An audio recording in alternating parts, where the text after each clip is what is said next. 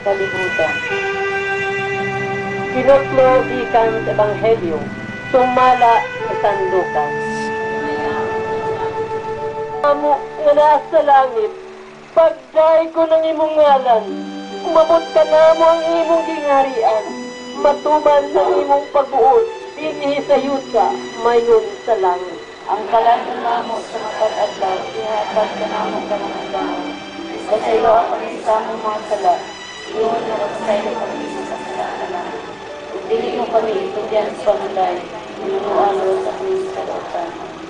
Himaya samahan sa Anak o sa Espiritu Santo. Maingon sa sinugdan karon sa gihapon sa mga katuigan ng may katapusan.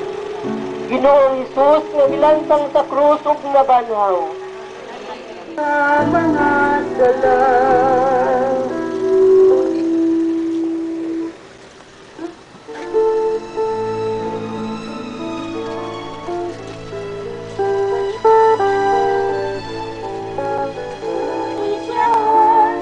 Walang pagmamahal sa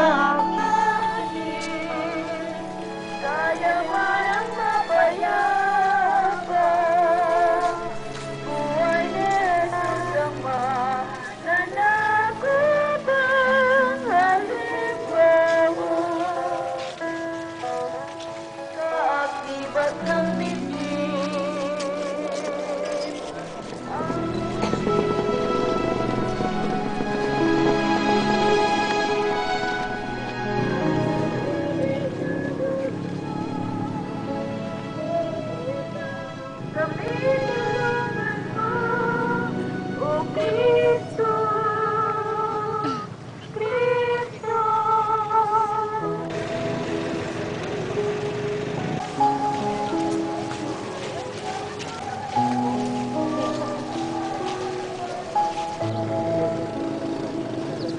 Mga sundalo sa gobernador si Jesus, ngadto sa palasyo, ug nialirong kaniya ang daghan pang mga sundalo.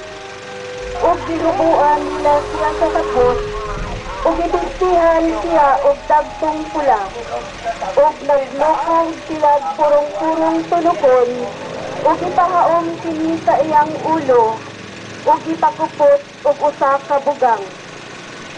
Ug miluhod agig bugal-bugal, giingnan nila siya.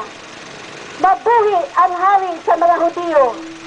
Ug giludan nila siya, ug gikuha ang bugang, ug gibunal sa iyang ulo. Diyos ay naroon, walang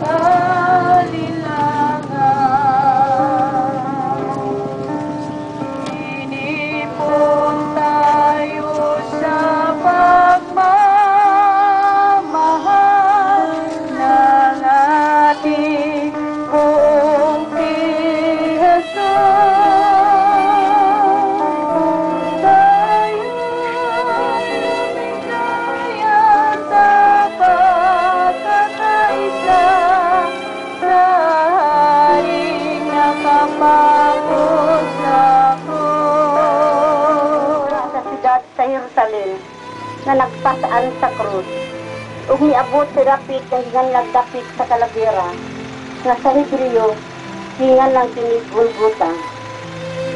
Ang Ebanghelyo sa Ginoo. Daugin ikaw, O Kristo. Mag-ampo kita. Gidawat ni Jesus ang iyang kaugalingong krus. Ipasaan niya kini duyog sa mga pagbiay-biay o pagtamay sa katawhan. Di pa namasa-masa ng iyang paglataw. Apan, iya kining krus nga para sa anon. Gidawat niya kini sa masinuktanon sa kabubuton samahan. Hindi